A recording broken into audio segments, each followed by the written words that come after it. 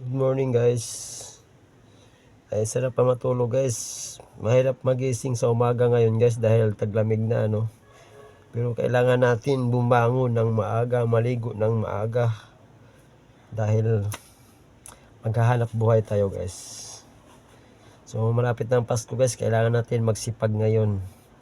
So for today's video, magsusundot tayo ng bara sa CR. So let's go.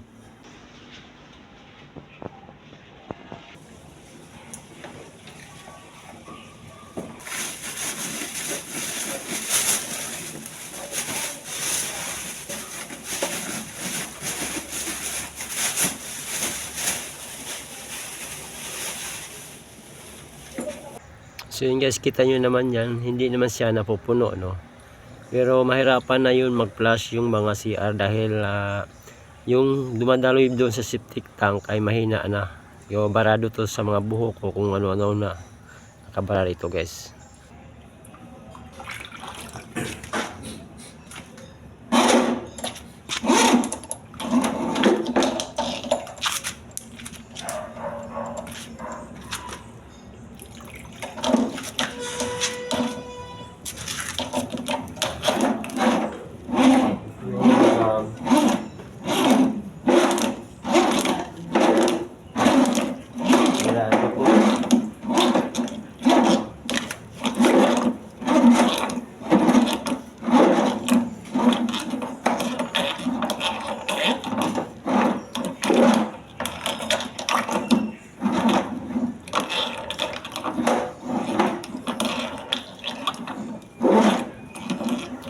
So yun guys, itong gamit natin na panundot ay di kuryente ito guys.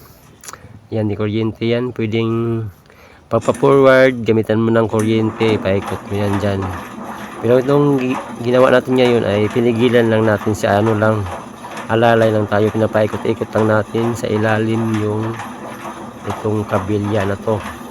Ano to yung tawag nito. Basta yung panundot na to. So pwede siyang forward, pwedeng backward guys na paggamit nito. So mas maganda to gamitin sa panundot. Isa yung iba na ano lang, roll lang siya, mano-mano. Hindi tulad nito na may kuryente ko sa siyang paikot mo lang siya para maipon ay ma-roll mo. So yan, ito ang mas maigi nito guys. So ito guys, pahilaan ako nito, mayroon tayong mga nakukuhang buhok dito. Pero hindi ko lang pinapakita sa inyo guys yung pagbunot ko ng mga buhok dahil baka ayaw nyo makita, hindi diri kasi may ibang tao kasi na ayaw ng ganito. Medyo may marumihan sila sa ganito. Siyempre ano yan guys, sa CR yan Pero tayo, sanay na tayo dyan, wala nang problema sa atin yan. So ito yung mga buhok guys, no? Ayan. So siguro yung iba natutulak lang, hindi na nasasama doon sa itong panundot na to. So wala na, no? Didiretso na yung tubig. Tapos pag i-plus natin yung CR, dalawang CR kasi yung epektado dito guys, sa likod yung ground floor CR namin at saka CR sa isang tenant. Kaya pag natagalan pa kasi ito, halos lahat ng ground floor ay problema na. Kaya sinundot natin ito agad. May panundot naman tayo guys, service. So yan, kung magsiservice ka ng ganito guys, mahal to guys, nasa 5,000 to guys. Pero tayo dito, ano lang to, arawan tayo dito guys Kaya trabaho lang tayo dito na maayos. So yan yung pang-control sa kuryente. Yung magaganda guys, no? Yan. Ano lang tayo dyan, yung alalay lang tayo.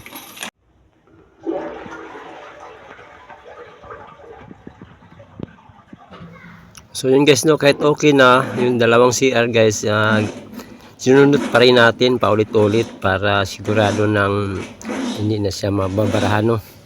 O matagal na siyang mababara uli. Kasi ito guys, yung linya kasi ng namin tubo ay nakain na ng yung level ba dun sa septic tank, medyo pasok yung tubig kaya hindi siya makabuilo ng mabuti yung galing sa ground sa CR papuntang septic tank dahil ano lang, napapasok ka na yung tubig. Yung clean out kasi ng tubig ay ano, mas mataas, ayaw pa pabago, kaya ayun, susundo tayo dito 1 buwan o minsan kasi 2 linggo lang nagbabara na, depende sa gamit. So yun guys, ito yung problema na dito sa trabaho ko. Okay, wala namang ano yan, sundot lang naman yan, madali lang naman yan guys. So ayan, tsaka trabaho din natin to guys, kaya okay lang, normal lang yan.